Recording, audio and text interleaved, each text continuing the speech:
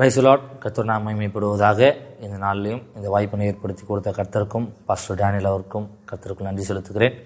என்னுடைய பெயர் பார்த்தீங்கன்னா பாலு. எங்கள் அப்பா பேர் ரமேஷ், அம்மா பேர் லக்ஷ்மி. நாங்கள் ஒரு பூர்வீக இந்து குடும்பத்தில் தான் இருந்தோம். அப்போது எங்கள் அப்பா ஒரு கட்டிட தொழில் செய்கிறவராக இருந்தார். எங்கள் அம்மா வயலில் விவசாயம் செய்கிறவராக இருந்தாங்க. 2 பேருமே படிக்கலை. ஸோ அப்படி இருக்கும்பொழுது எங்கள் அப்பா தினமும் குடிச்சிட்டு எங்கள் அம்மா அடிக்கிறதுனால அக்கம் பக்கம் இருக்குது எல்லாருமே ஒரு மாதிரி ஏளனமாக பார்ப்பாங்க. ஒரு மாதிரி ஏன் இந்த வாழ்க்கை அப்படின்னும் போது, நான் எங்கள் அம்மா வயிற்றில் இருக்கும்போது எங்கள் அம்மா 3 வாட்டி சூசைட் பண்ண ட்ரை பண்ணியிருக்கிறாங்க.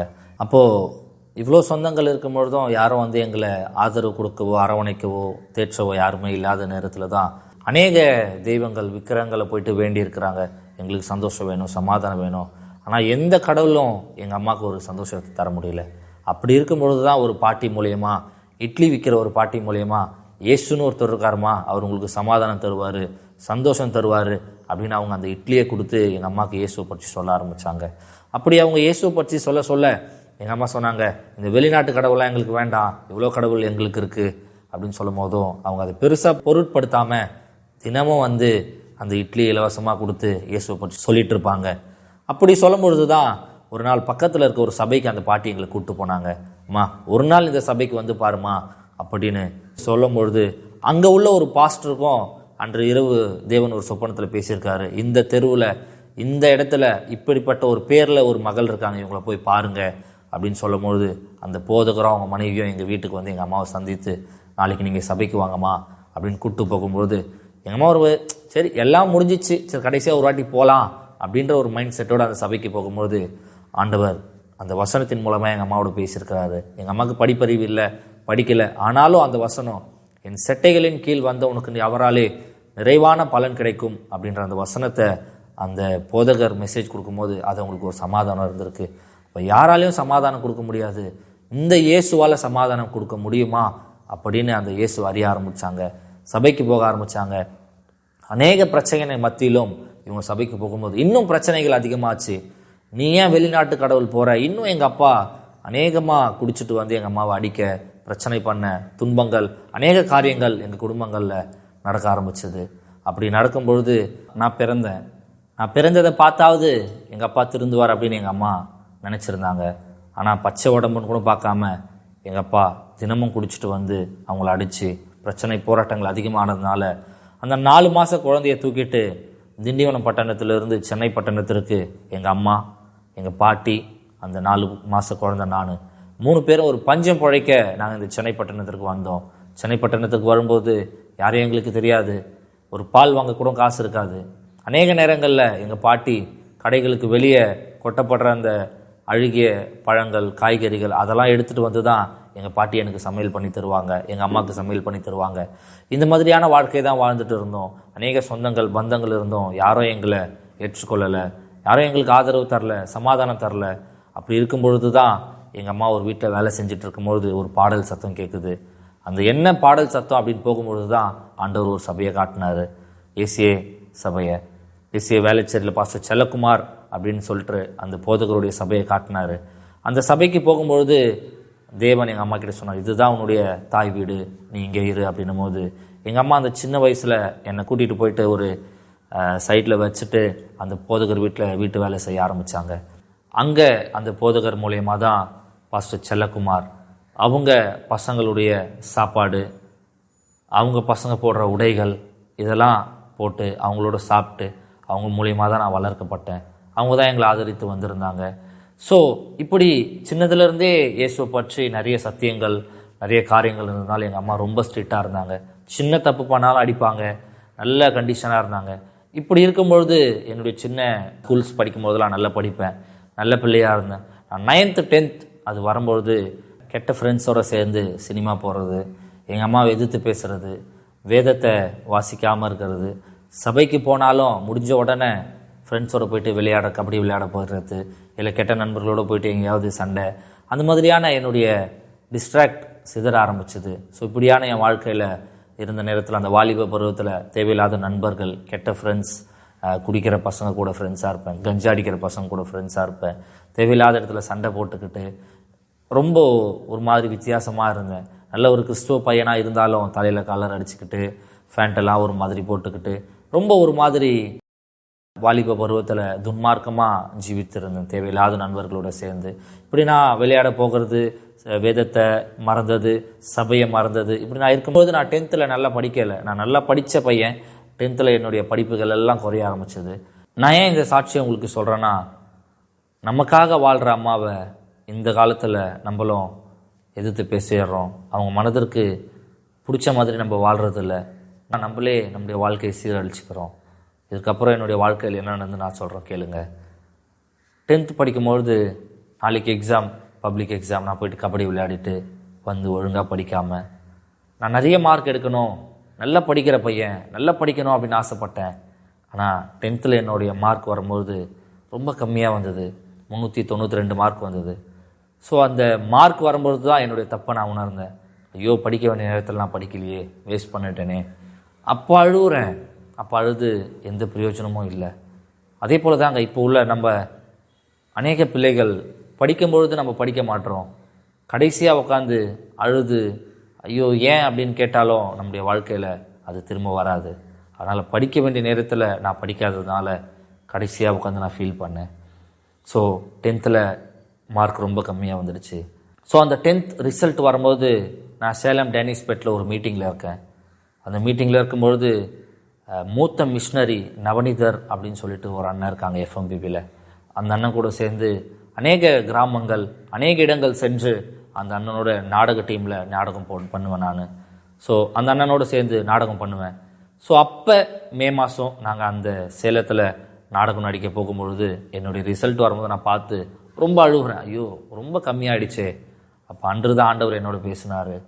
உலகம் தகுதியுள்ளவனை பார்த்து தேர்ந்தெடுக்கும், ஆனால் நான் தகுதியில்லாதவனை எடுத்து தகுதிப்படுத்துவேன் அப்படின்னு அவர் அந்த ஒரு வார்த்தை ஆண்டவர் என்னோட பேசும்பொழுது எனக்கு நல்ல ஒரு சமாதானம் என் இதயத்தில் காணப்பட்டுச்சு.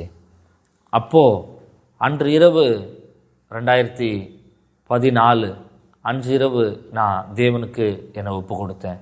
ஆண்டவரே, நான் உமக்காக வாழ்கிறேன், உங்களுக்காக ஊழியம் செய்கிறேன் அப்படின்னு சொல்லி நான் ஒப்பு கொடுத்துட்டு மீட்டிங் முடித்து வீட்டுக்கு வந்துட்டேன். வீட்டுக்கு வந்தாலும் 11th ஒழுங்காக படிக்கலை, 11th ஃபெயில் ஆகிட்டேன்.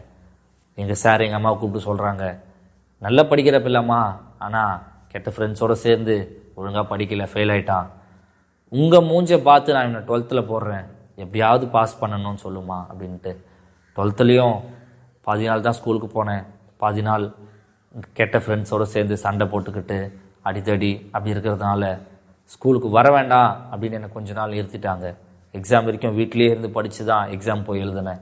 பாருங்கள், 10th நான் மார்க் கம்மியாயிடுச்சு அப்படின்னு ரொம்ப அழுதேன். அப்போ நான் என்ன பண்ணியிருக்கணும்? 12th நல்லா படிச்சிருக்கணும் இல்லையா? ஆனால் அதை பண்ணலை. ஆண்டவர் சொன்னார்ல, அதையும் மறந்து மறுபடியும் துன்மார்க்கமான வாழ்க்கை தான் வாழ்ந்தேன். இப்போ அநேக வாலிபரும் அதான் பண்ணுறீங்க. தேவன் நமக்கு வாய்ப்பை கொடுக்குறாரு, அந்த வாய்ப்பை நம்ம பயன்படுத்தாமல் துன்மார்க்கமாக தான் வாழ்ந்துட்டு இருக்கோம். இப்போது அந்த மாதிரி இருக்கிற என்னுடைய வாழ்க்கையில் எக்ஸாம் போய் எழுதுகிறேன், எல்லாத்துலேயும் ஜஸ்ட் பாஸ். நான் நினச்சேன் எல்லாத்துலேயும் ஜஸ்ட் பாஸில் தான் இதானே. அப்போது மறுபடியும் ஃபீல் பண்ணுறேன், என்னடா அப்படின்னு சொல்லிட்டு. அப்போது அந்த 12th முடித்து நான் காலேஜ் தேடணும் போது அநேகர் எனக்கு அநேக விதமான ஆலோசனை சொல்கிறாங்க. இவன் படிக்கலை, இவன் ஐடிஐ சேர்த்து விட்டுரு, டிப்ளமோ சேர்த்து விட்டுரு. ஆனால் எனக்கு மனசில் ஒரு ஆசை இருந்தது, நான் டாக்டர் படிக்கணும். ஏன்னா சின்னதுலேருந்து நான் கஷ்டத்தை பார்த்து வளர்ந்ததுனால ஏதாவது ஒரு நல்ல பொசிஷனில் இருக்கணும் அப்படின்னு சின்னதில் மனசில் ஒரு ஆசை இருக்குது. ஆனால் அதை நான் படிப்புலேயோ இல்லை என்னுடைய வாழ்க்கையிலையோ நான் அதை வெளியே கொண்டு வரல. டாக்டர் படிக்கணும் அப்படின்னு ஆசைப்பட்டேன், ஆனால் டாக்டர் கிடைக்கல. அப்போ தான் நான் பிஎஸ்சி நர்சிங் ஒரு கோர்ஸ் இருக்குது அப்படின்னு நான் கேள்விப்பட்டு, மாதா மெடிக்கல் காலேஜ் அப்படின்னு சொல்லி குன்றத்தூரில் ஒரு காலேஜ் இருக்குது, அந்த காலேஜில் தான் நான் சேர்ந்து பிஎஸ்சி நர்சிங் படிக்கிறேன். அப்போது நிறைய பேர் சொன்னாங்க, இவன் படிக்கிறதுக்கு அநேக லட்சங்கள் செலவாகும், நீங்களே வீட்டு வேலை செய்கிறீங்க, எப்படி அவன் படிப்பான்? நான் படித்தது Tamil medium school, government school. ஆனால் என் காலேஜில் எல்லாமே இங்கிலீஷ், எனக்கு இங்கிலீஷே தெரியாது. ஸோ எல்லாரும் சொன்னாங்க, அவன் இங்கிலீஷ் எப்படி படிப்பான்? தமிழ் மீடியம் படிச்சுட்டு இங்கிலீஷ் எப்படி படிப்பான்? பணம் தான் வேஸ்ட் அப்படின்னு அநேக விதமான சொன்னாங்க. ஆனால் எங்கள் அம்மா சொன்னாங்க, என் பிள்ளை என்ன படிக்கணும் அப்படின்னு ஆசைப்படுறானோ நான் அவனை படிக்க வைப்பேன் அப்படின்னு சொன்னாங்க. ஸோ நான் என் காலேஜுக்கு போகிறேன். First year, second year, third year, fourth year, 4 year படிக்கும்பொழுதும் ஃபஸ்ட் இயர்லேயும் அரியர், செகண்ட் இயர்லையும் அரியர், தேர்ட் இயர்லையும் arrear. So third year clear பண்ணால் தான் ஃபோர்த் இயர் போக முடியும். ஸோ இந்த மாதிரியான அரியர்ஸை பார்த்துட்டு 10th அழுகுறேன், மறுபடியும் 12th வேஸ்ட் பண்ணிட்டேன். காலேஜ்லேயாவது அநேக லட்சங்கள் கட்டி படிக்கிறேன், அதுலேயாவது நான் ஒழுங்காக படிச்சிருக்கணும். ஆனால் அங்கேயும் படிக்கலை. சும்மா காலேஜுக்கு போவேன், ஏதோ ஜாலியாக போயிட்டு காலேஜுக்கு போயிட்டு வரா மாதிரி இப்படி தான் இருந்தேன். ஆனால் எங்கள் அம்மாவுடைய கண்ணீர், எங்கள் அம்மாவுடைய ஜெபங்கள் எங்களை கைவிடலை. கர்த்தர் அந்த 3 வருஷம் அரியரையும் ஒரே இயரில் கிளியர் பண்ண வச்சார். 4th இயரில் வந்து 4th இயர்லேயும் எக்ஸாம் எழுதும் போது ஜெபத்தோடு நான் பண்ணேன், ஆண்டவரே நான் யார் முன்னாடியும் வெட்கப்படக்கூடாது. அப்போயும் நான் எக்ஸாம் ரூம் உள்ளே போகும்பொழுது எங்கள் அம்மாவும் பாட்டியும் சபையில் உட்காந்து ஜெபிப்பாங்க. அப்படி ஜெபிக்கும் பொழுது அந்த ஜெபத்திற்கு பதில் விளைவு என்னன்னு பார்த்தீங்கன்னா 4வது வருஷத்துலாம் ஒரு அரியர் கூட இல்லாமல் நான் பாஸ் பண்ண கர்த்தர் கிருபை செஞ்சார். படிக்க மாட்டேன், இங்கிலீஷ் அவ்வளோ தெரியாது, ஆனாலும் கர்த்தர் அந்த ஜெபத்தை கேட்டு படிப்பு அறிவு இல்லைனாலும் கர்த்தர் நல்ல ஒரு ஞானத்தை கொடுத்து அந்த 4 வருஷத்தை டிகிரி முடிக்க கர்த்தர் கிருபை செய்தார். பாருங்கள், காலேஜ் முடித்த பிறகு என் மனசில் ஒரு ஆசை, முடிச்சிட்டோம், நல்ல பணம் சம்பாதிக்கணும், அநேகர் நம்மளை பார்த்து பெருமையாக பேசணும், நம்மளை மதிக்கணும் அப்படின்னு சொல்லிட்டு அந்த ஒரு ஆசை என் மனசுக்குள்ளே வர ஆரம்பிச்சது. ஒரு பக்கம் கெட்ட நண்பர்கள், கபடி கேம் அப்படின்னு போயிட்டுருக்கு. ஒரு பக்கம் மனசில் பணம் நிறைய சம்பாதிக்கணும், நல்ல எல்லோரும் நம்மளை மதிக்கிற மாதிரி நம்ம வாழணும் அப்படின்னு சொல்லிட்டு என் மனசில் இருக்கும்பொழுது நான் அப்போலோ ஹாஸ்பிட்டல் இன்டர்வியூக்கு போகிறேன். இன்டர்வியூக்கு அப்போலோ ஹாஸ்பிட்டல் போகும்பொழுது கிட்டத்தட்ட ஒரு 20 பேர் இன்டர்வியூக்கு போகிறோம். இன்டர்வியூலாம் முடிஞ்சது. பாலு யாருன்னு அப்படின்னு ரூமில் இருந்து ஒருத்தவங்க வந்து கேட்குறாங்க. நான் சொல்கிறேன், நான் தான் பாலு. அப்போது அவங்க சொல்கிறாங்க, நீ மட்டும் வெளியே போயிடுப்பா. ஏன் அப்படின்னு நான் கேட்கும்போது அவங்க சொல்கிறாங்க, நீ மட்டும் ரிஜெக்டட், மீதி எல்லாம் செலக்ட் ஆகிட்டாங்க. அந்த இடத்துல நான் வீட்டுக்கு வந்து ரொம்ப ஃபீல் பண்ணி அழுதேன். ஆண்டவரே, படிக்க வேண்டிய நேரத்தில் நான் படிக்கலை, அவ்வளோ காசு கட்டி படிக்க வச்சாங்க, இதில் நடுவில் நான் படிக்கும்பொழுது நானே கொரியர் வேலைக்கு போயிட்டு பணத்தை சேர்த்து அந்த மாதிரியான காரியங்கள்லாம் செஞ்சு தான் நான் படித்தேன். ஸோ கஷ்டப்பட்டு நானும் படித்தேன், எங்கள் அம்மாவும் வீட்டு வேலை செஞ்சு காசு சேர்த்து என்னை படிக்க வச்சாங்க. அதெல்லாம் உணராமல் 4 வருஷம் படிக்காமல் இருந்தேன். ஸோ அதை அப்போ தான் உணர்றேன், ஒரு வேலை கிடைக்கல, இவ்வளோ ரொம்ப 4.5 வருஷம் நான் ஏன் படித்தேன் அப்படின்னு சொல்லிட்டு ரொம்ப அழ ஆரம்பித்தேன். எங்கள் அம்மா கிட்ட வந்து சொன்னேன், அம்மா நான் ஏதாவது ஒரு மெக்கானிக் வேலைக்காவது போயிடுறேம்மா, எனக்கு ரொம்ப கஷ்டமாக இருக்குது, நான் 4 வருஷம் வேஸ்ட் பண்ணிட்டேன் அப்படின்னும் போது எங்கள் அம்மா சொன்னாங்க, நீ ஜோமன்னு, ஆண்டவர் உன்னை படிக்க வச்சார்னா இதில் உனக்கு சித்தம் இருக்கும், ஆண்டவருடைய சித்தம் இருக்கும், ஆண்டவர் சித்தம் இல்லாமல் நீ பிஎஸ்சி நர்சிங் படிச்சிருக்க மாட்டேன் அப்படின்னு எங்கள் அம்மா சொன்னாங்க. அன்றைக்கி நைட்டு நான் ஜோமன்ட்டு பைபிள் படிக்கும்பொழுது அன்றைக்கி நான் கிதியோனோட லைஃப் ஹிஸ்ட்ரியை படிக்கிறேன் பைபிளில். அந்த கிதியோன் தோலை வச்சு, ஆண்டவரே இந்த தோலில் மாத்திரம் பனி பெய்யணும், சுற்றி பனி பெய்யக்கூடாதுன்னு சொல்கிறாரு. 2வது தோலில் பனி பெய்யக்கூடாது, சுற்றி பனி பெய்யணும் அப்படின்னு சொல்கிறாரு. அப்போது இந்த கதையை நான் படிச்சுட்டு நான் ஆண்டவர்கிட்ட ஒரு வெளிப்பாடு கேட்குறேன். ஆண்டவரே, எங்கள் வீட்டில் அநேக எலிகள் இருக்குது, நான் எலி ஃபோன் வைக்கிறேன், அந்த எலியில் 2 எலி மாட்டுச்சுன்னா அடுத்த இன்டர்வியூ நான் போவேன், இல்லைனா நான் மெக்கானிக் வேலை தான் போவேன் அப்படின்னு ஆண்டவர்கிட்ட நான் ஒரு வெளிப்பாடு கேட்குறேன். கேட்டுட்டு ஜெபலாம் பண்ணல, கேட்டுட்டு படுத்துட்டேன். காலையில் எங்கள் அம்மா வந்து எழுப்புறாங்க, எழுந்திருப்பா, 2 எலி உள்ளே மாட்டியிருக்கு, அந்த எலியை தூக்கி போட்டுட்டு நீ இன்டர்வியூக்கு போ அப்படின்னு ஒரு வார்த்தை சொல்லிவிட்டு 2வது வார்த்தை சொல்கிறாங்க, எலிசா நாட்களில் அந்த இரும்பை எப்படி கும்பை போட்டு மிதக்க பண்ணினாரோ அதே மாதிரி இரும்பு மிதக்குதுப்பா, நீ போப்பா அப்படின்னு எங்கள் அம்மா ஒரு விஷயம் பார்த்து சொன்ன உடனே நான் ஒரு ஹாஸ்பிட்டலுக்கு இன்டர்வியூக்கு போகிறேன். அந்த இன்டர்வியூவில் ஆண்டவர் செலக்ட் ஆக கிருபை செஞ்சார். செலக்ட் ஆனேன், நல்ல ஒரு வேலை, நல்ல ஒரு சம்பளம், வேலை செஞ்சுக்கிட்டே இருக்கிறேன். நான் வந்து தியரியில் ரொம்ப மோசமாக படிக்க மாட்டேன், அவ்வளோ நாலேஜ் இல்லை, ஆனால் ப்ராக்டிக்கலில் ரொம்ப ஸ்கில்டாக இருப்பேன். என்ன கேஸ் வந்தாலும் எது வந்தாலும் டக் டக் டக்குன்னு பண்ணணும் அப்படின்ற ஒரு சுறுசுறுப்பு, டக் டக்குன்னு அந்த கேஸை பார்த்து ஹேண்டில் பண்ணுற அந்த ஒரு பழக்கங்கள் எனக்குள்ளே இருந்தது. ஸோ இதை பார்த்தவொன்னே அநேக சீனியர் நர்சஸ் இவனை எப்படியாவது வேலையை விட்டு தூக்கணும் அப்படின்னு என் மேலே இருக்கும்பொழுது என்னை யார் யாரெல்லாம் தூக்கணும்னு நினச்சாங்களோ அவங்க எல்லாம் வேலையை விட்டு போயிட்டாங்க. அப்போது அந்த ஹாஸ்பிட்டலில் ஒரு பேச்சு போயிட்டுருக்கு, யார் அடுத்த இன்சார்ஜ். சின்ன வயசு, எக்ஸ்பீரியன்ஸ் இல்லை. அந்த நாட்களில் 2021 அந்த ஹாஸ்பிட்டலில் எம்டி கூப்பிட்டு சொல்கிறாங்க, என்ன பாலுவை கூப்பிடுங்க, பாலு தான் இன்சார்ஜ் அப்படின்றாங்க. நான் சொல்கிறேன், மேடம் நான் சின்ன வயசு, எக்ஸ்பீரியன்ஸ் இல்லை, என் கீழே இருக்கவங்க எல்லாம் கல்யாணம் ஆகி பெரியவங்க, அநேக 10 வருஷம் 8 வருஷம் எக்ஸ்பீரியன்ஸ் ஆள், நான் சொன்னால் எப்படி அவங்க கேட்பாங்க அப்படின்னு சொல்லும் போது, இல்லை நீ தான் அப்படின்னு சொல்லிட்டாங்க. நான் இன்சார்ஜ் போஸ்டிங் ஆகி உள்ளே போயிட்டு பேசும்பொழுது யாருமே என்னை மதிக்கலை. நீ என்ன சொல்கிறது, நான் என்ன கேட்குறது அப்படின்னு தான் அநேகர் இருந்தாங்க. வீட்டுக்கு வந்து ஜெபிக்கிறேன். அப்போயும் ஆண்டவரை ஸ்ட்ராங்காக பிடிக்கலை. சும்மா தேவைக்காக ஆண்டவரை பிடிக்கிறேன், தேவைக்காக சபைக்கு போவேன். சும்மா சபைக்கு போனோம் இல்லைனா எங்கள் அம்மா திட்டுவாங்க, அப்படி தான் போயிட்டு வருத்தமாக இருந்தேன். தேவனோட அதிக ஒரு பற்றுதல் இல்லாமல் தான் இருந்தது. அப்போது ஒரு வாரத்தில் எல்லா நர்சஸும் கூடி வந்து என்கிட்ட சொல்கிறாங்க, பாலு பிரதர் நீங்கள் என்ன சொல்கிறீங்களோ நான் செய்கிறேன், நீங்கள் எங்களுக்கு லீடராக இருங்க, இன்சார்ஜாக இருங்க. அப்போ ஒரு 20 பேருக்கு ஆண்டவர் அந்த நேரத்துலேயே, அந்த சிறு வயதிலே என்னை இன்சார்ஜாக வச்சார். நான் ஏன் இன்சார்ஜாக வச்சார், ஏன் அந்த இடத்துல ஒரு போஸ்டிங் எனக்கு கிடச்சிது அப்படின்னு எனக்கு எதுவுமே தெரியாது. இப்போ 2021 22 வரைக்கும் 1 வருஷ காலம் நான் உங்களுக்கு எல்லாருக்கும் இன்சார்ஜாக இருந்தேன்.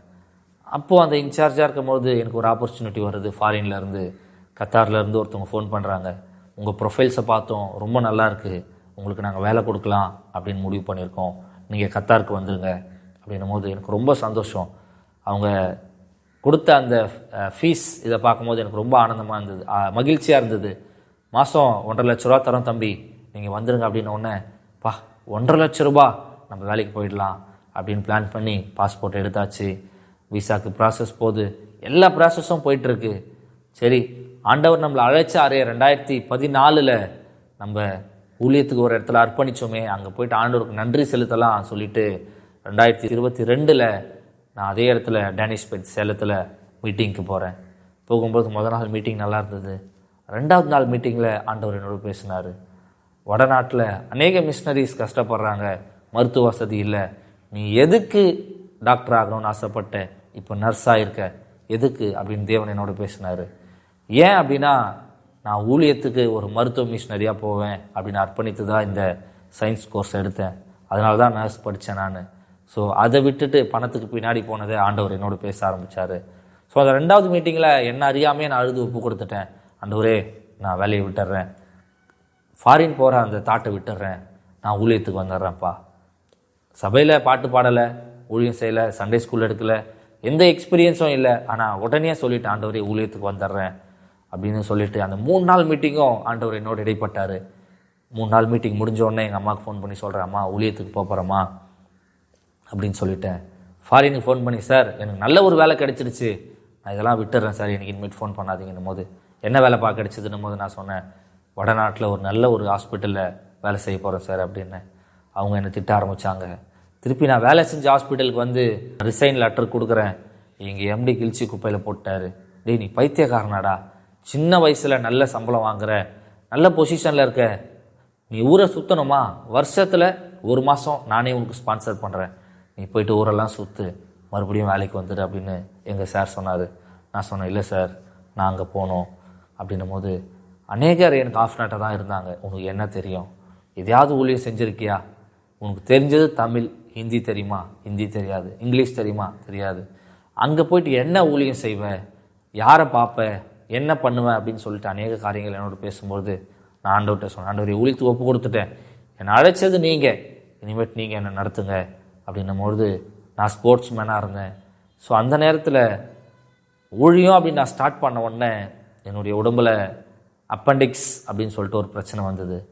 ஸோ நான் நல்லா ஃபிட்டாக சூப்பராக இருப்பேன், ஆனால் என்னை அறியாமலே அந்த பிரச்சனை வந்தது. டக்குன்னு காலையில் நான் அதை பார்க்குறோம், சாயங்காலம் சர்ஜரி பண்ணி ஆகணும்.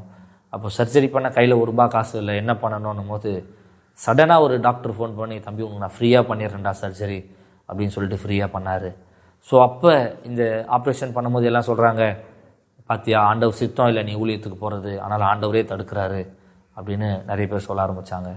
மறுபடியும் நான் ஜார்க்கண்டுக்கு போகணும், நான் எங்கே ஊழியத்துக்கு போகணும் அப்படின்னு நான் யோசிக்கும் பொழுது ஒரு மிஷினரியாக நான் அவங்கக்கிட்ட கேட்டானே, நான் நார்த் இந்தியாவுக்கு ஊழியத்துக்கு போனோன்னே அப்படின்னும் போது ஒரு அண்ணன் சொன்னாங்க, தம்பி நீ நர்ஸ் படிச்சிருக்க, ஒரு ஹாஸ்பிட்டலில் ஒர்க் பண்ணுறியா அப்படின்னு கேட்டாங்க. இல்லைனா நான் மிஷினரியாக போனோம் அப்படின்னு நான் சொன்னேன். அப்போ எங்கள் சபையிலேருந்து மூத்த உடன் ஊழியர்கள், மூத்த விசுவாசிகள்லாம் எனக்கு ஆலோசனை சொன்னாங்க, ஸ்டார்டிங் நீ போகிற அப்படின்னா அந்த மக்களுடைய பழக்க வழக்கங்கள், அந்த மக்கள் யார் அப்படின்னு தெரிஞ்சிக்க எங்கேயாவது ஒரு இடத்துல அடங்கியிருப்பா அப்படின்னும் போது 1 வருஷம் அப்போ தான் அந்த மிஷினரி என்ன சொன்னார், ஒரு ஹாஸ்பிட்டல் இருக்குது, அந்த ஹாஸ்பிட்டலுக்கு நர்ஸாக போ. அப்போது அந்த ஹாஸ்பிட்டலுக்கு என் ரெஸ்யூம் அனுப்பினேன். அவங்க உடனே என்னை செலக்ட் பண்ணி எனக்கு டிக்கெட்லாம் போட்டாங்க. நாளைக்கு நான் ட்ரெயின் ஏறணும், இன்றைக்கி நைட்டு ட்ரெயின் கேன்சல் ஆகிடுச்சு. இன்னும் அநேகர் வேறு விதமாக பேச ஆரம்பித்தாங்க. பார்த்தியா, ஆண்டவர் சித்தம் இல்லை, நீயா முடிவு எடுத்துட்ட ஊழியம் அப்படின்னு சொல்லிட்டு. ஆனாலும் ஜெபிக்கிறேன். இரவில் ஜெபிக்கும்பொழுது ஆண்டவர் மறுபடியும் அவங்க இன்னொரு ட்ரெயினை புக் பண்ணி அந்த ட்ரெயினில் நான் 2023 வருடத்தில் ஜார்க்கண்ட் பட்டணத்திற்கு போகிறேன். நான் ஏன் இதை சொல்கிறேன்னா, அநேக துன்மார்க்கத்தில் அநேக தவறான நண்பர்களோடு இருக்கும்பொழுதும் ஆண்டவருடைய திட்டம் என் மூலம் மகிமைப்பட்டுச்சு. எப்படின்னு பார்த்தீங்கன்னா, நான் நினச்சது பணம் சம்பாதிக்கணும், அநேகர் என்னை மதிக்கணும், அநேகர் என்னை வாழ்த்தணும், அநேகர் என்னை பெருமையாக பேசணும். ஆனால் ஆண்டவருடைய திட்டம் என்னை மிஷினரியாக கொண்டு போகணும். ஆனால் நான் அநேக ஃப்ரெண்ட்ஸ் சர்க்கிள்ஸ் எனக்கு இருந்தது. கபடி தான் என்னுடைய உயிர், கபடியை நான் விடவே மாட்டேன் அப்படின்னு இருந்தேன். ஆனால் ஆண்டவர் என்னை ஊழியத்துக்கு அழைக்கும்பொழுது என்னை அறியாமல் கபடியை விட்டேன், கெட்ட நண்பர்களை விட்டேன், கெட்ட என்னென்ன காரியங்கள் நான் தேவையில்லாத பண்ணியிருந்தனோ எல்லா நம்பர்ஸ் எல்லா காரியத்தையும் எல்லாத்தையும் என் ஃபோன்லேருந்து டெலீட் பண்ணி எல்லாத்தையுமே நான் தூக்கி போட ஆரம்பித்தேன். அது நானாக தூக்கி போடல, ஆண்டவர் எனக்கு கிருபை செஞ்சார். இந்த நாட்கள்லையும் வாலிபர்கள் நிறைய பேர் இதை விடவே முடியாது, இதை விட்டு வெளியே வர முடியாதுன்னு நீங்கள் நினைக்கலாம். ஆனால் ஆண்டவர் உங்களுக்கு உதவி செய்தார்னா எப்பேற்பட்ட பிரச்சனையாக இருந்தாலும், எப்பேற்பட்ட காரியங்களாக இருந்தாலும் நம்மளை ஆண்டவரே வெளியே கொண்டு வருவார். அதற்கு நான் ஒரு சாட்சியாக இருக்கேன். தேவையில்லாத நண்பர்கள், கபடி தான் என் உயிர், அதுதான் எல்லாம் அப்படின்னு இருந்தேன். ஆனால் எல்லாத்தையும் விட்டு ஆண்டவர் என்னை வெளியே கொண்டு வந்து அந்த 2023 ஜார்க்கண்ட் பட்டணத்திற்கு மிஷினரியாக போகிறேன். போகும்போது அந்த ஹாஸ்பிட்டலில் வேலை செய்கிறேன். ஹிந்தி தெரியாது, இங்கிலீஷ் தெரியாது, நான் பேசுகிறது அந்த மக்களுக்கு புரியாது, அந்த மக்கள் பேசுகிறது எனக்கு புரியாது, ஆக்ஷன்லேயே தான் பண்ணுவேன். ஸோ ஏன்னா நான் அப்பத்துலேருந்து ஹிந்திலாம் வேணாம், தமிழ் தான், நான் தமிழ் அப்படி தான் இருந்தேன். ஸோ இப்படிலாம் இருக்கும்பொழுது ஆண்டவர் அநேக காரியங்கள் அங்கே கொண்டு போய் எனக்கு கற்றுக் கொடுத்தாரு. எப்படி ஜெபிக்கணும், என்ன பண்ணணும், யார்கிட்ட எப்படி பேசணும், அநேக காரியங்கள் ஆண்டவர் எனக்கு படிப்படியாக சொல்லிக் கொடுக்க ஆரம்பித்தார். அப்போது அந்த ஹாஸ்பிட்டலில் வேலை செய்யும் போது தமிழ் மட்டும்தான் தெரியும். ஒரு 4 பேருக்கு முன்னாடி நின்று பேச சொன்னால் கை காலெலாம் உதறும், ஸ்டேஜ் ஃபியர் இருக்கும், பேச முடியாது, பேச தெரியாது. ஸோ இப்படிலாம் இருக்கும்பொழுது ஆண்டவர் அந்த ஜார்க்கண்ட் பட்டணத்துக்கு என்னை கூப்பிட்டு போய் என்னை ட்ரெயின் பண்ண ஆரம்பித்தார். அநேக காரியத்தை சொல்லி கொடுத்தாரு, எப்படி ஜெபிக்கணும், என்ன பண்ணணும். அப்போ நான் அந்த ஜார்க்கண்டில் பாலியேட்டிவ் கேர் அப்படின்ற ஒரு இது இருக்குது டீம், அந்த டீமோடு சேர்ந்து கடைசி ஸ்டேஜில் கேன்சர்ஸ் அந்த மாதிரியான பேஷண்ட்டில் வீட்டில் போய் பார்த்து அவங்களுக்கு சேவை செய்து அவங்களுக்காக ஜெபிக்கிறது, அவங்களுக்கு ஆலோசனை கொடுக்கறது, அந்த மாதிரியான காரியத்தை ஒரு வருஷம் செஞ்சுட்டு இருந்தேன். செய்யும் போது ஆண்டவர் என்னோடு பேசினார், வேலையை விடுப்பா, முழு நேர ஊழியத்திற்கு வா அப்படின்னும் போது நான் ஆண்டவர்கிட்ட ஜெபிக்கிறேன். ஆண்டவரே, முழு நேர ஊழியம் நான் யாருக்கிட்ட இருந்து பண்ணுறது, என்ன பண்ணுறது அப்படின்னும் போது ஆண்டவர் அங்கே உள்ள ஒரு மிஷினரியை காட்டி அவரோடு இரு அப்படின்னு சொன்னாங்க. அப்போ அந்த மிஷினரியோடு ஒரு வருஷம் இருந்து அந்த மிஷினரி அநேக காரியங்கள் எனக்கு சொல்லி கொடுத்தாரு. எப்படி ஹிந்தி பேசணும், எப்படி பாட்டு பாடணும், எப்படி மெசேஜ் கொடுக்கணும், எங்கே எப்படியா நீ நடந்துக்கணும், எல்லா காரியத்தையும் அந்த மிஷினரி எனக்கு சொல்லி கொடுத்தாரு. அப்போ ஒரு வருஷம் அந்த மிஷினரி கீழே இருந்து அநேக காரியத்தை கற்றுக்கொண்டேன். அப்புறம் ஆண்டவர் சொன்னார், தனியாக ஊழியத்தை ஸ்டார்ட் பண்ண அப்படின்னு. அப்போது எனக்கு சின்னதில் இருந்த ஆசை, ஏசியை எங்கள் ஸ்தாபனத்துக்கு கீழே இருந்து நான் ஊழியத்தை தொடங்கணும், ஸ்டார்ட் பண்ணணும் அப்படின்னு சொல்லிட்டு. ஆனால் எப்படி பண்ணணும், என்ன பண்ணணும் எதுவுமே தெரியாது. ஆனால் ஆண்டவர் படிப்படியாக நடத்தி ஒரு ஊழியத்தையும் கையில் கொடுத்தார். நேசம் மினிஸ்ட்ரீஸ் அப்படின்னு சொல்லிட்டு ஒரு ஊழிய பேரை வைக்க சொல்லி அதை அரசாங்கத்தில் பதிவு செய்யவும் கர்த்தர் கிருபை செய்தார். கிருபை செய்து அநேக காரியங்களை கர்த்தர் எனக்கு கற்றுக் கொடுத்தார். இப்போது ஹிந்தி நல்லா பேசுவேன், ஹிந்தியில் பாட்டு பாடுவேன், ஹிந்தியில் ஆராதனை நடத்துவேன், ஹிந்தியில் மெசேஜ் கொடுப்பேன். அநேக வாலிபர் மத்தியில், அநேக சிறு பிள்ளைகள் மத்தியில், ஹாஸ்பிட்டல்ஸ் மத்தியில், அநேக சபைகளில் சாட்சி கொடுக்கறது, மெசேஜ் கொடுக்கறது, ஆராதனை நடத்துறது, அது மாதிரியான அநேக காரியங்கள் கர்த்தரே சொல்லி கொடுத்தாரு. இப்போது ஜார்க்கண்ட் பட்டணத்தில் மிஷினரியாக தேவனுடைய ஊழியத்தை செய்து கொண்டு இருக்கிறேன். இப்போ பாருங்கள், இவ்வளோ நேரம் என்னுடைய சாட்சியை நீங்கள் கேட்டீங்க. நான் பட்ட கஷ்டங்கள், அவமானங்கள் எல்லாத்தையும் உங்களுக்கு சொல்லணும். இதே போல் நீங்களும் இருக்கிறீங்க. அப்பா இல்லாமல் அம்மாவுடைய அன்பில் வளர்ந்த நான் தவறான நண்பர்கள்னால கெட்ட பாதையில், கெட்ட பழக்க வழக்கத்தில் சிக்கிக்கொண்டேன். ஆனால் எங்கள் அம்மாவுடைய ஜெபம், என்னை முன்குறித்த தேவன் என்னை கைவிடலைங்க. இன்றைக்கும் நீங்கள் இந்த வீடியோவை பார்த்து கொண்டு இருக்கிறீங்க. இந்த நாட்களில் கூட அநேக வாலிபர்கள் அப்பா இல்லாததுனால என்னை யார் கேட்பா, என்னை யார் என்ன சொல்லுவா, அப்படின்னு துன்மார்க்கமாக கெட்ட நண்பரோடு சேர்ந்து ஜீவனம் பண்ணுறீங்க. கெட்ட நண்பர்களோடு சேர்ந்து கெட்ட காரியங்களை பண்ணிகிட்டு இருக்கீங்க. படிப்பு வரல அப்படின்னு படிப்பை தூக்கி போட்டுடுறீங்க. பணத்துக்கு பின்னாடி போகிறீங்க, உலகத்துக்கு பின்னாடி போய் கொண்டு இருக்கிறீங்க. இல்லை படிப்பும் வரல, இல்லை வேலையும் இல்லை அப்படின்னு சொல்லி தவறான முடிவு எடுக்க போகிறீங்க. என்னுடைய வாழ்க்கையிலும் அதாங்க நடந்தது. படிப்பு வரல, ஆண்டவர் நோக்கி பார்த்தேன், ஆண்டவர் நல்ல படிப்பு கொடுத்தாரு. வேலை இல்லாமல் இருந்தது, ஆண்டவரே அப்படின்னு ஜெபிக்கும் பொழுது ஆண்டவர் நல்ல ஒரு வழியை திறந்தார். இன்றைக்கு கூட உங்களுக்கு படிப்பு வரலையா, ஆண்டவரை நோக்கி ஜெபிங்க. உங்களுக்கு வேலை இல்லையா, ஆண்டவரை நோக்கி கேளுங்க, ஆண்டவரே எனக்கு ஒரு வழி வாசல்களை திறந்து தாங்க. கண்டிப்பாக இந்த தேவன் உங்களுக்கும் அற்புதம் செய்வார். இந்த இயேசுவை நோக்கி பார்க்குறவங்க வெட்கப்பட்டு போகிறதில்ல. இந்த தேவன் மாத்திரமே உண்மையான தெய்வம். நீங்கள் ஒரு வாட்டி அவரை கூப்பிட்டு பாருங்கள், ஒரு வாட்டி உதவின்னு அவரை அழைச்சி பாருங்கள், அவர் கண்டிப்பாக உங்களுக்கு ஹெல்ப் பண்ணுவார். நம்ம அப்பா அம்மா நண்பர்கள் யார் உதவலைனாலும் அந்த தேவனால், அந்த இயேசு கிறிஸ்துவால் நமக்கு உதவ முடியுங்க. எனக்கு அநேக நேரங்களில் அந்த இயேசு கிறிஸ்து உதவுனதுனால தான் நான் இன்றைக்கி உங்கள் முன்னாடி உட்காந்து நான் சாட்சியாக சொல்லிகிட்டு இருக்கேன். நீங்கள் ஒரு வாட்டி அவரை கூப்பிட்டு பாருங்கள், அவர் உங்கள் வாழ்க்கையிலையும் நீங்கள் எப்பேற்பட்ட கஷ்டமாக இருக்கலாம், எப்பேற்பட்ட படிப்பு வராமல் இருக்கலாம், வேலை இல்லாமல் இருக்கலாம், இல்லை கெட்ட ஃப்ரெண்ட்ஸோடு சேர்ந்து நான் சீரழிஞ்சிட்டேனே கூட நினைக்கலாம். ஆனால் ஒரே வாட்டி இந்த தேவனை நோக்கி கூப்பிட்டு பாருங்கள். அந்த தேவன் என்னுடைய வாழ்க்கையில் அற்புதத்தை செய்த தேவன் உங்கள் வாழ்க்கையிலையும் நிச்சயமாக அற்புதத்தை செய்வார். இவ்வளோ நேரம் இந்த சாட்சியை பார்த்துட்டு இருக்கிற உங்களுக்காகவும், பாஸ்டர் டேனியலுக்காகவும், அவங்க ஊழியத்திற்காகவும், குடும்பத்திற்காகவும் நான் ஜெபிக்க போகிறேன். எங்களை அதிகமாக நேசிக்கிற அன்பின் பரலோக தகப்பனே, அப்பா, இந்த சாட்சியை கேட்டு கொண்டிருக்கிற ஒவ்வொருவருக்காகவும் நாங்கள் ஜெபிக்கிறோம் ஆண்டவரே. அப்பா, அவங்க வாழ்க்கையில் அநேக கஷ்டங்கள், போராட்டங்கள், எனக்கு யாருமே இல்லையே, நான் என்ன செய்வேன் அப்படின்னு அநேக வாலிப பிள்ளைகள் தவறான டிசிஷன் எடுக்கிறாங்க, தவறான காரியத்தில் போய் மாட்டிக்கிறாங்க. அப்பா, அவர்களுக்கெல்லாம் நல்ல ஒரு விடுதலை தாங்க. எப்படி எனக்கு ஒரு விடுதலை தந்தீங்களோ, நல்ல ஞானத்தை தந்தீங்களோ, அதே போல் இந்த சாட்சியை கேட்டுக்கொண்டு இருக்கிற வாலிபர்கள், சிறு பிள்ளைகள், பெரியவர்கள் எல்லாருக்கும் நல்ல ஒரு சமாதானத்தை, நல்ல ஒரு விடுதலையை தாங்கப்பா. அப்பா, அவர்கள் என்ன கஷ்டத்தில் இருந்தாலும் அந்த கஷ்டத்தை நீங்கள் போக்குங்க. பரம வைத்தியராக இருங்க. ஒருவேளை வியாதியில் இருக்கலாம், கடனில் இருக்கலாம், இல்லை வாழ்க்கையை முடிச்சுக்கலாம் அப்படின்னு ஏதாவது ஒரு கஷ்டத்தில் இருக்கலாம். அவர்கள் எல்லாருக்கும் நல்ல ஒரு சமாதானத்தை தாங்க ஆண்டவரே. அப்பா, அநேக பிள்ளைகள் படிப்பு வரல, என்னால் பணம் சம்பாதிக்க முடியல, என்னால் படிக்க முடியல, காலேஜ் போக முடியல, ஃபீஸ் கட்ட முடியல அப்படின்னு அநேக பிள்ளைகள் எல்லாவற்றையும் ட்ராப் பண்ணி தேவையில்லாத பழக்கங்கள், தேவையில்லாத காரியத்திற்கு போயிடுறாங்க. அப்பா, அவர்களுக்கு நீங்கள் ஹெல்ப் பண்ணுங்க ஆண்டவரே. அப்பா, அவர்களையும் நீங்கள் உயர்த்துங்க. அவர்கள் மேலே இருக்க அந்த அழைப்பை அவர்கள் அறிந்து கொண்டு அதன்படி வாழ கிருபை பாராட்டுங்க. அநேக கிறிஸ்தவ பிள்ளைகளும் அநேக பாவங்களில், உலகங்களில், தேவையில்லாத காரியங்களை மாட்டியிருக்கிற பிள்ளைகளையும் அந்த அழைப்பை மறுபடியும் நீங்கள் உறுதிப்படுத்தி அந்த பிள்ளைகளை வெளியே கொண்டு வந்து அவர்களையும் சாட்சியாக நிறுத்துங்க ஆண்டவரே. இந்த நாள்லையும் இந்த ஊழியத்தை செய்கிற பாஸ்டர் டேனியல் அவர்களுக்காகவும் ஜெபிக்கிறோம். அவர்களையும் அவர்கள் குடும்பங்களையும் ஆசீர்வதிங்க. இந்த ஊழியங்களை ஆசீர்வதிங்க.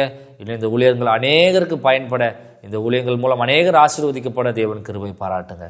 இயேசு கிறிஸ்துவின் மூலம் ஜெபம் கேள் நல்ல பிதாவே, ஆமென். அன்புக்குரியவர்களே, இப்பொழுது ரிச்சி சேரிட்டி ட்ரஸ்ட் மூலமாக ஒரு கிராமத்தையே தத்தெடுத்து அந்த கிராமத்தில் வசிக்கும் கைவிடப்பட்ட திக்கற்ற முதியோர்களை கண்டுபிடித்து அவர்களுக்கு ஜாதி மதம் என்று பாராமல் தினமும் உணவளித்து வருகிறோம். எனக்கு சாப்பாடு கொடுக்கறதுக்கா ஆளே இல்லை, வீட்டில் சாப்பிடுன்னு சொல்கிறவங்களே இல்லை. அந்த மாதிரி வர வாங்கிட்டேன். இப்படி ரொம்ப வேதனையாக இருந்தேன். நான் நம்மளுக்கு சாகிற நேரத்தில் இன்னும் சுயநாள் கேட்டுச்சுன்னு வேதனையாக இருந்தேன். அப்போது ஏசப்பா சாப்பாடு போய் சாப்பிட்லாம் என்கிட்ட சந்தோஷமாக வந்தேன். வந்து சாப்பிட்டுங்கிறேன். சாப்பாடு போடுறவங்களுக்கெல்லாம் நன்றி ஏசப்பா, நல்லா வாங்கினவங்க நல்லா இருக்கணும், எங்களுக்கெல்லாம் சாப்பாடு கொடுக்குறாங்க, நாங்கள் பசியில்லாத சாப்பிட்றோம், அவங்க நல்லா இருக்கணும், அவங்க நல்லா இருந்தால் எங்களுக்கு ஒன்றும் கொஞ்சம் சாப்பாடு சாகிற வழியில் கொஞ்சம் சாப்பாடு கொடுப்பாங்க. எனக்கு யாரும் கிடையாது, பிள்ளை இல்லை, பொண்ணு இல்லை, யாரும் இல்லை. சாப்பாடு பாரு ஐயாவா, நல்லா ஊடு குடும்பம் நல்லா ஆசீர்வதிக்கணும் ஆண்டவரை. ஏச நாமத்தில் மகிமுண்டாட்டு நான் ஒரு அண்ணாச்சி சுவாமி நான் வர்றேன். இந்த காலை கொஞ்சம் முடியல, ஏந்துக்க முடியல, என் உடம்பு ஆரோக்கியத்தை கொடுக்குங்க. சாப்பாடு வந்து சாப்பிட்டு பாரு, உடம்பு ஆரோக்கியமாகுது. ஏசப்பா, எனக்கு இதுதான் துணை, எனக்கு யாரும் கிடையாது. இந்த சாப்பாட்டில் தான் நான் வாழ்ந்து சாப்பிட்டு போய் பார்த்துக்கிறேன். அதனால் ஏசப்பா உனக்கு நன்றி, கொடியான கொடி நன்றி ஏசப்பா. அன்பானவர்களே, வேதம் சொல்லுகிறது, இரக்கமுள்ளவர்கள் பாக்கியவான்கள், அவர்கள் இரக்கம் பெறுவார்கள் என்று. நன்மை செய்ய உனக்கு திராணி இருக்கும்போது அதை செய்யத்தக்கவர்களுக்கு செய்யாமல் இராதே என்றும் வேதம் சொல்லுகிறது.